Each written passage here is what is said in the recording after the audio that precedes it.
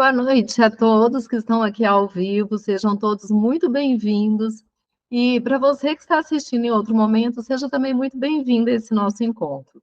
Eu estou muito feliz e grata, querida Lani, pela oportunidade de compartilhar hoje um assunto que eu amo, ao qual eu me dedico há anos e cuja implementação se torna cada vez mais crucial em nossas vidas. Eu vou compartilhar aqui a tela com vocês, deu certinho. O tema proposto para o nosso encontro é hábitos, como cultivá-los para garantir uma longevidade saudável. Eu sou Cida Queiroga, sou nutricionista, sou curiosa, estudiosa e, portanto, colecionadora de vários títulos da nutrição. Mas o que eu mais amo fazer na minha área é ajudar as pessoas a desvendarem o segredo dos seus genes para garantir uma longevidade saudável por meio da mudança de hábitos alimentares e estilo de vida. O principal motivo pelo qual nós devemos adotar hábitos saudáveis ao longo da vida é a promoção da nossa saúde. Eu acredito que é a partir daí que nós estaremos mais próximos de ter uma longevidade saudável. Mas nós sabemos o quanto que é desafiador realizar mudança nos nossos hábitos. Isso acontece porque, entre o desejo de mudar o hábito e realmente fazer isso acontecer, nós vamos precisar mudar um caminho neural que já é bastante fortalecido. Eu vou falar mais sobre isso adiante. O meu objetivo, então, é que ao final dessa nossa conversa, você seja capaz de identificar os hábitos de vida que são compatíveis com uma boa saúde e criar estratégias para fortalecê-los. Nós vamos começar, então, entendendo o que é um hábito e qual o seu impacto na nossa vida diária. Hábito é um comportamento aprendido que, após ser repetido várias vezes, tornou-se automático. Isto é, com pouca ou nenhuma deliberação do indivíduo.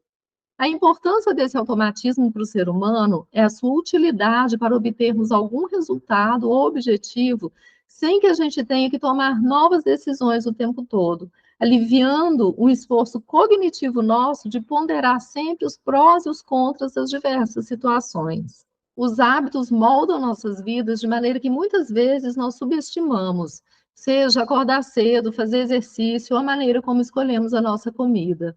Os hábitos, eles são como um alicerce invisível que sustenta o nosso dia a dia.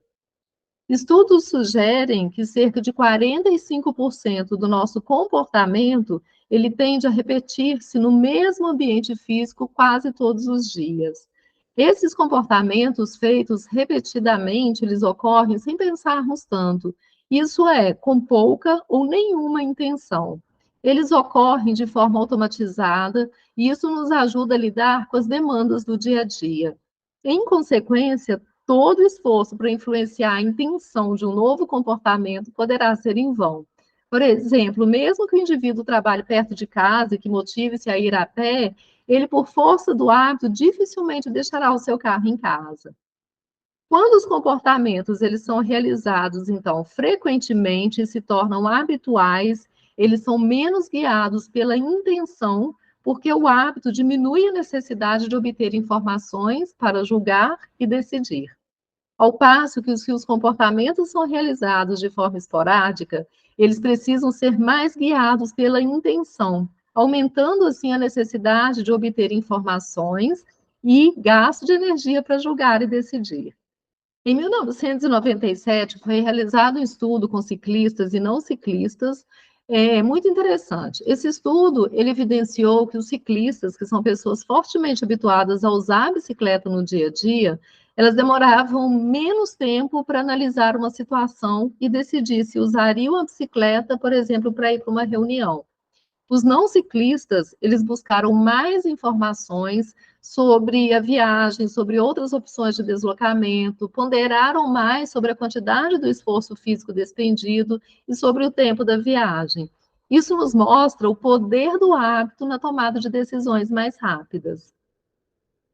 E para ficar mais fácil de entender como que os hábitos se formam, nós vamos explorar um pouco sobre o papel do cérebro na formação dos hábitos.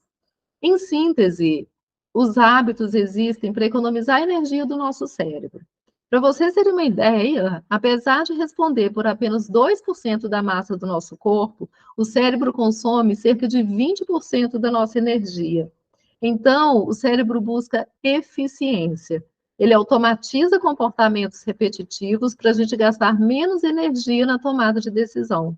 E aí a gente preserva essa energia para tarefas mais complexas e que demandam mais atenção.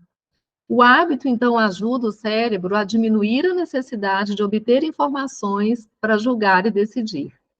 Então, quando acontece alguma situação, o nosso cérebro busca informações anteriores sobre os nossos comportamentos diante daquilo que está acontecendo e reage automaticamente para poupar essa energia. De forma bem simplificada, o nosso cérebro ele pode ser dividido em 3 áreas. Aí nós temos o neocórtex, que é essa região maior aqui. O neocórtex ele possui uma área mais racional, mais cognitiva, mais consciente. É uma região que demanda bastante energia. Já nessa região aqui, que é o sistema límbico, é uma região mais ligada ao emocional e onde estão localizados os gânglios basais, que são essenciais na formação dos hábitos, no reconhecimento de padrões, além do desenvolvimento emocional e da memória. Aí nós temos aqui também uma terceira parte aqui no cérebro, que é um complexo reptiliano, que é considerada a região mais primitiva do nosso cérebro. E é responsável por regular as reações instintivas, especialmente aquelas associadas à sobrevivência. Quando nós queremos aprender algo, nós acionamos muito a região do córtex pré-frontal, que é essa região aqui que está no neocórtex, né? E essa região aqui, como eu disse, é uma região que gasta muita energia. E aí, à medida que nós repetimos as ações, nós vamos precisando cada vez menos desse córtex pré-frontal e nós vamos ativar aqui o sistema límbico, que é o nosso cérebro mais emocional, inconsciente, e onde se constrói o padrão automático e a formação dos hábitos. A grande questão é que essa região do cérebro, ela não diferencia um hábito bom de um hábito ruim. Ela simplesmente interpreta uma repetição de comportamentos em determinados contextos e automatiza essa resposta formando um hábito. Isso significa que hábitos prejudiciais, como fumar, comer fast food todos os dias, ser sedentário, se formam da mesma maneira que os hábitos, como, por exemplo, meditar todos os dias, praticar exercício, fazer boas escolhas alimentares. É importante também a gente comentar que toda informação que chega ao nosso cérebro sobre determinado comportamento é recebida pelos nossos neurônios, que são as nossas células cerebrais. Os neurônios, eles se conectam um com o outro, levando uma informação desse comportamento, o que possibilita a formação de hábitos. Cada vez que a informação chega e percorre esse mesmo caminho, nós vamos fortalecendo esses hábitos. Então, no início, um comportamento forma uma rede mais fraca, e conforme repetimos, as conexões vão aumentando e se fortalecendo até se tornarem redes muito fortes. Aqui a gente tem alguns exemplos, né? Algumas conexões neurais, ó, redes bem fininhas e redes maiores aqui, ó, mais fortes. Né? Então, aqui nós temos nitidamente aqui a formação de um hábito. Com isso, todas as informações são passadas mais rápidas, gastando menos energia. É o que eu falei, que se chama de eficiência do cérebro. Na prática, o ciclo dos hábitos, eles podem ser explicados pelo modelo do loop de hábitos. Esse modelo explora como que os hábitos funcionam em nossas vidas e como que nós podemos entender e modificar esses padrões de comportamento para alcançar as mudanças positivas. Esse modelo aqui, ele descreve um ciclo de 3 partes: gatilho, hábito e recompensa, que são os componentes fundamentais por trás da formação e manutenção dos hábitos. O gatilho é aquela situação que aciona o início do hábito no cérebro. É o que sinaliza para o cérebro que ele pode entrar no modo automático. Já o hábito é a rotina, é o próprio hábito em si, é o comportamento repetitivo, a resposta padrão que damos a determinadas situações. E a recompensa, todo hábito precisa de uma recompensa no final do ciclo. Essa recompensa ela está associada à liberação de uma carga de dopamina no cérebro, que está relacionada com prazer, com a satisfação. Nós vamos entender, então, como que funciona isso na prática, como que funciona esse modelo de loop do hábito. Imagina a seguinte situação. Toda vez que esse rapaz, o João, chega em casa do trabalho estressado, ele se joga no sofá, liga a televisão e pede uma pizza. Qual que é o hábito? Se jogar no sofá, ligar a televisão e pedir uma pizza. Qual que é o gatilho que inicia esse hábito? Chegar em casa cansado do trabalho e estressado. Ou seja, toda vez que ele chega em casa estressado, ele se joga no sofá, liga a televisão e pede uma pizza. Qual que seria a recompensa do João? Descansar, relaxar, se entreter. E ao completar o ciclo, seu cérebro libera uma carga de dopamina, que é um hormônio ligado à sensação de prazer e bem-estar. Todo hábito que nós formamos segue esse mesmo ciclo. Tem um gatilho, tem o hábito em si e tem uma recompensa. E quanto mais interiorizado for o seu hábito, maior será a ligação entre essas três etapas do ciclo. E mais forte, mais eficiente será o caminho neural criado no seu cérebro. É por esse motivo que hábitos negativos enraizados são tão difíceis de serem substituídos. Você não apaga um caminho neural ou constrói um caminho novo de um dia para a noite. Isso requer tempo, principalmente prática, repetição e constância. A boa notícia é que a qualquer momento nós podemos desviar essa rota, criar uma nova conexão entre neurônios, fortalecer um novo caminho e enfraquecer os antigos. É o que nós chamamos de neuroplasticidade. A neuroplasticidade ou plasticidade cerebral é a capacidade que o nosso cérebro tem de se reorganizar e se adaptar ao longo do tempo, possibilitando a formação de novos hábitos. A neuroplasticidade permite que o cérebro se adapte e mude com novas informações e experiências. Isso significa que você não precisa ser escravo dos seus hábitos atuais pelo resto da vida. Agora, vamos imaginar esse mesmo gatilho do exemplo anterior. João chegar do trabalho estressado. Porém, dessa vez, ele vai substituir o hábito. Ao invés dele se jogar no sofá, ligar a TV e pedir uma pizza, ele troca a roupa, coloca um tênis e sai para correr. Ele continua tendo uma recompensa, que é cuidar do seu corpo, da sua mente, diminuir o estresse, relaxar, se sentir bem. Repare que tanto no primeiro como no segundo exemplo, nós podemos enxergar a estrutura do modelo de loop dos hábitos. Bom, isso parece simples, né? Mas por que na prática mudar o hábito não é tão simples assim? Primeiro, porque nós temos fatores genéticos envolvidos na formação de alguns hábitos. Eu não vou aprofundar muito, porque esse tema renderia algumas horas de conversa, né? Mas eu trouxe essa imagem aqui, que é um recorte que eu fiz de um laudo nutrigenético, onde nós avaliamos os riscos de desenvolver alguns desfechos desfavoráveis, como, por exemplo, obesidade, diabetes, hipertensão. E nesse laudo que eu trouxe, quando nós avaliamos a propensão da paciente para petiscar ou beliscar entre as refeições, nós observamos que existem dois genes que podem favorecer esse comportamento de beliscar entre as refeições, que são os genes BDNF e SH2B1. Essa paciente desse laudo, ela apresenta esse hábito de beliscar entre as refeições, e quando nós fomos, então, analisar o laudo dela, nós observamos que ela apresenta variação nesses genes, confirmando, então, a participação genética no comportamento beliscador dela.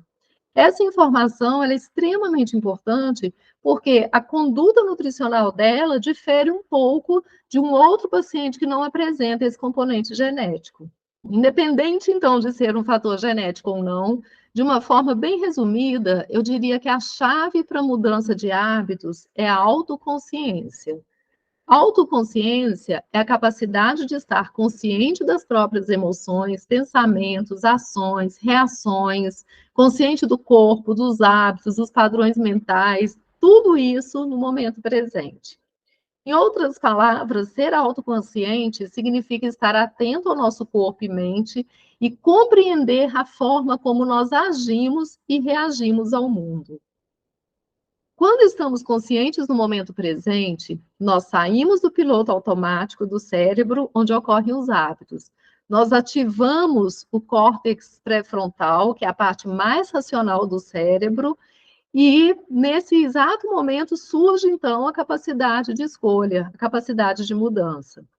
A autoconsciência funciona como base, porque determinados hábitos, eles podem passar uma boa parte das nossas vidas despercebidos, às vezes até a nossa vida toda. E aí, como que a gente consegue modificar um hábito que a gente nem sabe que tem? Né? É muito comum a gente não dar conta de que vários hábitos existem na nossa vida. Então, ser capaz de identificar os próprios hábitos é o primeiro passo para qualquer mudança de padrão mental ou mudança de comportamento. À medida que nós identificamos os nossos hábitos e somos capazes de enxergá-los enquanto ocorrem, nós desenvolvemos essa autoconsciência. Uma vez que você, então, identifique um determinado hábito e queira mudá-lo, é preciso compreender como ele funciona. E esse é o segundo passo. É importante você se perguntar: quais são os meus hábitos? Por que que eles acontecem? Quais são os gatilhos? Diante de que situação eles ocorrem? Qual a recompensa que vem do meu hábito? Então, todas essas informações são muito importantes, né? Primeiro, você vai precisar entender qual é o gatilho que dispara o seu hábito. Então, por exemplo, Maria, ela adquiriu o hábito de comer um pedaço de bolo de chocolate todos os dias por volta das 16 horas. Qual que será o gatilho? Será que ela simplesmente está com fome? Será que essa hora ela costuma ficar entediada? Será que ela tem um aumento de ansiedade por conta do excesso de trabalho? Será que ela come o pedaço de bolo para socializar com as colegas? Ou será uma forma dela dar uma pausa e ter um descanso? Então, observe, há diversos possíveis gatilhos para o exemplo da Maria. Identificar o gatilho correto que dispara o seu hábito é essencial para descobrir o porquê ela está agindo assim e determinar uma estratégia adequada para a mudança. Sem entender a dinâmica por trás do seu hábito negativo, dificilmente você irá modificá-lo. Então, como que a gente faz para desenvolver essa autoconsciência, né? Aqui eu vou passar para vocês algumas dicas que podem te auxiliar nesse processo de aprendizagem. Então, a gente consegue desenvolver a autoconsciência quando a gente, por exemplo, pratica a meditação, né? A meditação, a técnica de mindfulness. Essas ferramentas, elas trabalham a saída do modo automático para o modo de atenção presente. Assim, desenvolvem a autoconsciência. Fazer meditação, né, é capaz de transformar o cérebro com a prática repetitiva de novos comportamentos. Uma outra forma de desenvolver aqui a autoconsciência é o diário de hábitos. Faça uma lista dos seus hábitos na medida que você os identifica, tanto positivos, neutros ou negativos. Tente completar o modelo de ciclo dos hábitos para cada um. Então, pega o hábito e observa qual foi o gatilho, qual foi o hábito e qual a recompensa que eu tenho. Compreenda em profundidade cada hábito, seja ele bom, neutro ou ruim. Colocar no papel é um exercício mental que ajuda a se enxergar com mais clareza, a compreender os ciclos e te colocar no presente. Outra forma de desenvolver aqui a autoconsciência é a terapia. A terapia é uma ferramenta excelente para auxiliar a enxergar padrões mentais e de comportamento e como que eles ocorrem. Ao se dar conta de hábitos enraizados e os processos que levam a esses hábitos, você estará aumentando a sua autoconsciência e dando um passo importante para a mudança. Outra forma de desenvolver a autoconsciência é através da constância.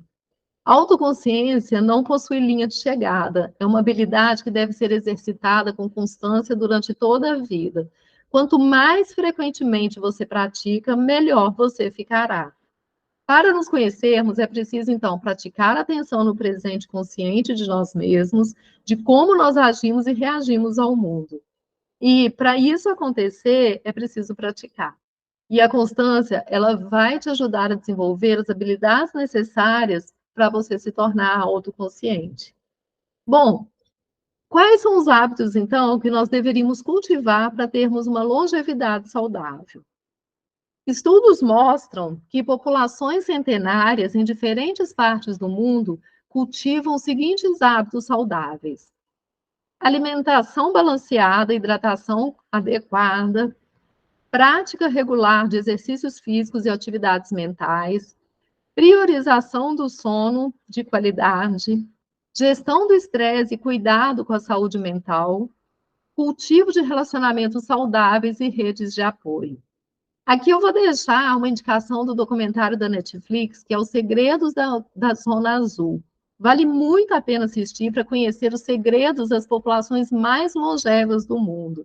Lá eles mostram os hábitos que são passados de geração para geração, que os mantém vivos além dos 100 anos. Isso é maravilhoso, né? Deixa eu aproveitar aqui e dar uma pausa para beber uma água. Bom, agora que você já sabe como que os hábitos são formados, já sabe que a autoconsciência é a chave para identificá-los e deseja construir novos hábitos compatíveis com uma longevidade saudável, nós vamos finalizar de uma forma bem prática, apresentando algumas estratégias já testadas e aprovadas para mudança de hábitos. A primeira estratégia parece simples, né? E é extremamente simples e é importantíssima, que é a escolha mudar. Modificar um hábito negativo ou iniciar um hábito positivo requer comprometimento. É preciso que a gente assuma, né, para nós mesmos, a responsabilidade pela mudança desejada. Nós sabemos que não é fácil, mas o comprometimento vai te levar aos resultados desejados. A segunda estratégia é escolha um hábito por vez. A mudança de hábitos gasta muita energia no cérebro, né? Nós já vimos sobre isso. Você precisará trazer, então, atenção para o presente, colocar a intenção no novo comportamento, repetir esse novo comportamento várias vezes para traçar e fortalecer o novo caminho neural, formando um novo hábito. E isso a gente sabe que se a gente faz isso com vários hábitos novos, né, a gente vai gastar muita energia do nosso cérebro e, fatidicamente, a gente vai ter fracasso, né? Então, começar por um hábito por vez é o mais interessante aqui, é uma estratégia bastante válida. A terceira estratégia para mudança de hábito é dificulte as más escolhas. Quanto mais passos tivermos que percorrer para executar um determinado hábito ou comportamento, mais difícil será de o fazermos. Um exemplo clássico: ficar com uma tigela na mesa cheia de petiscos para beliscar enquanto trabalha, isso é um hábito ruim. Se você deseja parar de comer o dia todo, precisa deixar esses petiscos em um local de difícil acesso, né? Por exemplo, em um armário, na despensa, algum local onde você precisa andar para chegar lá toda vez que vier o impulso de pegar uma porção e colocar na boca. Então, essa estratégia é bastante interessante. Outra estratégia é facilite as boas escolhas. Da mesma forma, se nós queremos aumentar a nossa capacidade de sempre escolher bons hábitos, nós temos que, além de dificultar as más escolhas, facilitar as boas. Por exemplo, você quer estabelecer o hábito de ir à academia no final do dia. Se organize com antecedência, já definindo um horário para trocar de roupa, o horário que sairá de casa ou do escritório. Aí você deve separar a roupa, separar a garrafa de água e os demais acessórios, né, com antecedência. Deixe tudo pronto para que na hora de ir para a academia você tenha um mínimo de obstáculo mental possível e sua escolha seja facilitada. Outra estratégia para mudança de hábito é retire o gatilho se possível, quebrando aquele modelo do looping de hábitos. Exemplo, toda tarde você sai do trabalho e passa em frente a uma loja de cookies. Assim que você sente o cheiro, gatilho, você não resiste e entra na loja para comprar. Se você quer adotar aqui uma estratégia de retirar o gatilho, uma forma simples poderia ser começar a atravessar a rua antes ou modificar ligeiramente o seu trajeto para que você não passe mais em frente à loja de cookies ao sair do trabalho. Ou seja, sem cheiro, sem cookies, sem gatilho. Nem sempre será possível a gente retirar o gatilho, claro, mas é uma estratégia válida caso você consiga tirar esse gatilho.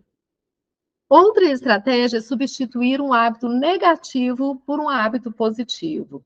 Ao invés de simplesmente tentar extinguir um hábito negativo, tente substituí-lo por um hábito positivo. O seu cérebro ele se acostuma com a recompensa vinda do hábito negativo. Assim, simplesmente cortando, o cérebro ainda desejará uma recompensa.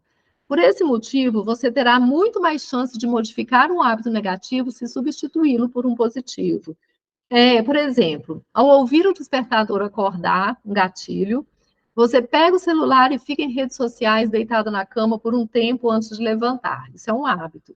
E você tem uma recompensa, prazer, uma carga de dopamina. Você pode substituir esse hábito por um alongamento ou um exercício rápido de respiração, mindfulness. Dessa forma, você pode até manter o gatilho, que é ouvir o despertador e acordar.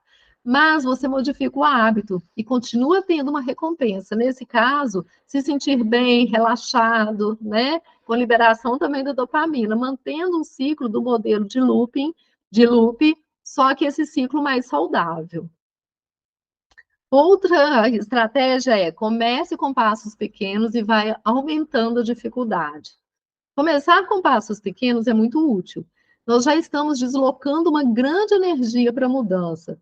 Portanto, começar de uma forma simplificada ajuda a ir criando raízes, removendo obstáculos e reforçando o novo caminho neural.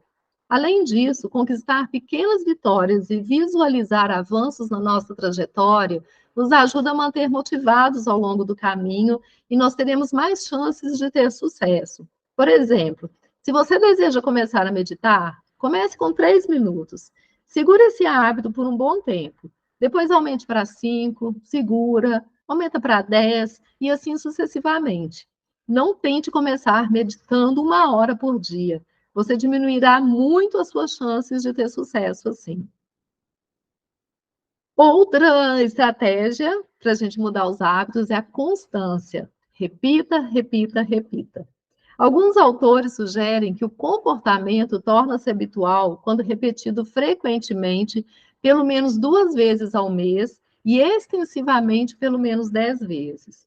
Outros sugerem entre 18 e 254 dias de repetição, dependendo da complexidade do comportamento, como, por exemplo, fazer uma alimentação saudável, realizar uma atividade física. Embora a história de repetição seja um dos elementos essenciais na formação do hábito, é difícil saber quantas repetições são necessárias para que o comportamento torne, enfim, habitual, porque depende também da complexidade desse hábito, né? Não tem uma fórmula mágica, requer tempo, paciência e muita prática. Alguns hábitos são mais simples de modificar, outros são bem mais complexos e estão profundamente enraizados. Além disso, o tempo para modificar um hábito vai variar de pessoa para pessoa e seu momento de vida e também da sua genética. Outra estratégia é tenha hábitos catalisadores. Alguns novos hábitos positivos têm o potencial de produzir uma mudança mais profunda e duradoura em nossas vidas e funcionam como catalisadores de outros hábitos positivos.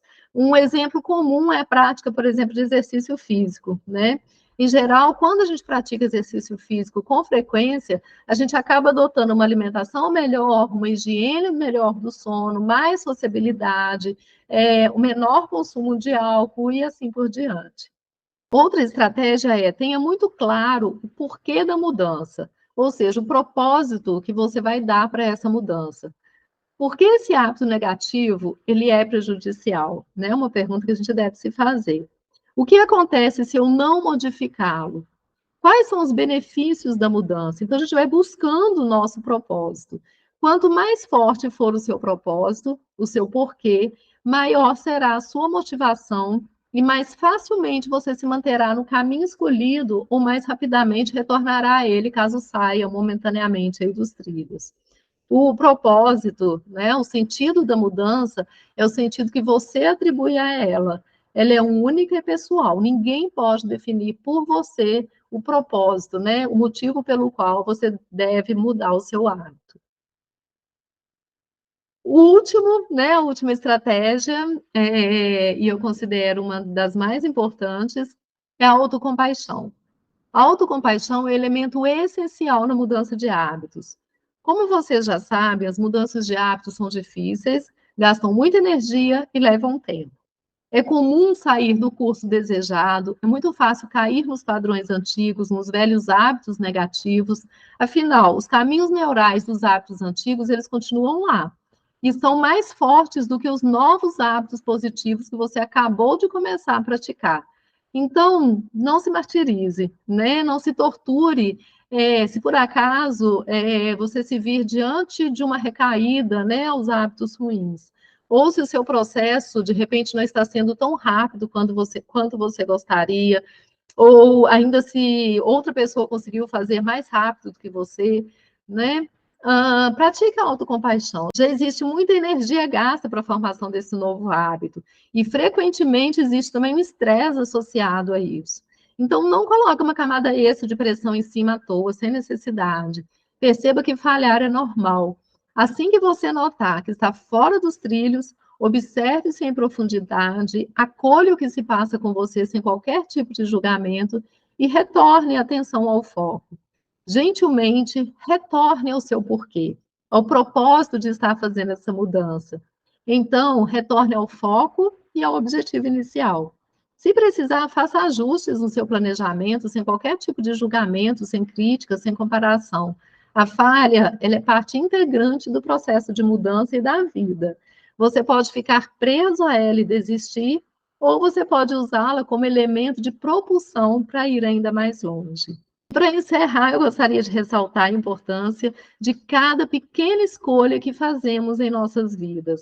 Cada hábito saudável que cultivamos é um investimento no nosso bem-estar futuro.